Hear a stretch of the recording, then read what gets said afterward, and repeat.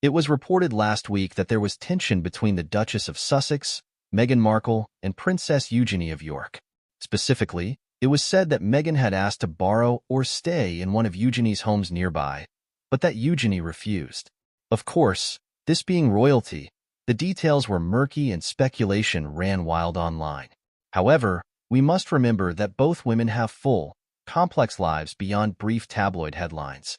Judging or making assumptions would be unwise without understanding the full context of their situation. With that in mind, let's look at what's known to hopefully gain some insight in a balanced, empathetic manner.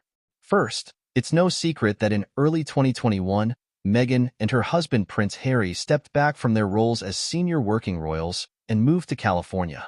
This was a major life transition that understandably came with many uncertainties and challenges. According to reports, they were staying in a home loaned to them temporarily as they got settled in America.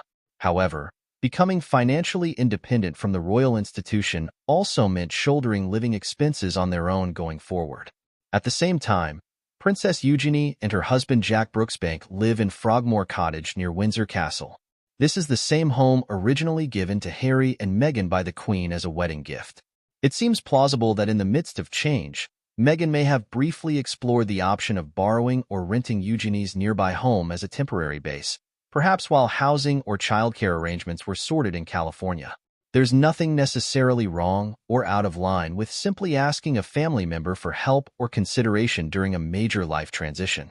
However, we must consider Eugenie's perspective too. As a working royal herself with her own family responsibilities, saying no to a request would not necessarily be an uncaring or selfish act. Managing not just her schedule but the press attention another high-profile family occupying her home could bring might understandably give her pause. We don't know if other factors like security procedures or protocols were also in play with the king approval still needed. Overall, the specifics of their private discussion remain unknown. The truth is, no outsider can fully understand the nuances of relationships within any family, much less one under constant public scrutiny. Where there is complexity, kindness, and the avoidance of harsh judgment are most needed. While a brief disagreement may have occurred, these two women undoubtedly hold deep care for one another as members of the same tightly knit institution and family they serve. At the end of the day, Meghan and Eugenie have both faced intense press attention, ongoing tabloid speculation, and the immense responsibility that comes with their positions in life. Rather than accusing or analyzing from a distance, we would do better showing empathy for what that entails on a human level, for all royals navigating unprecedented change in the modern era. If this was even a disagreement at all, time will likely smooth things over between them as with any family.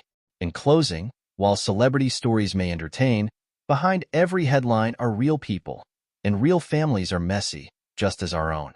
The best we can do is avoid fueling division, and instead wish understanding and support for all during shared moments of transition and uncertainty. After all, at their core they remain siblings navigating life together the best they can.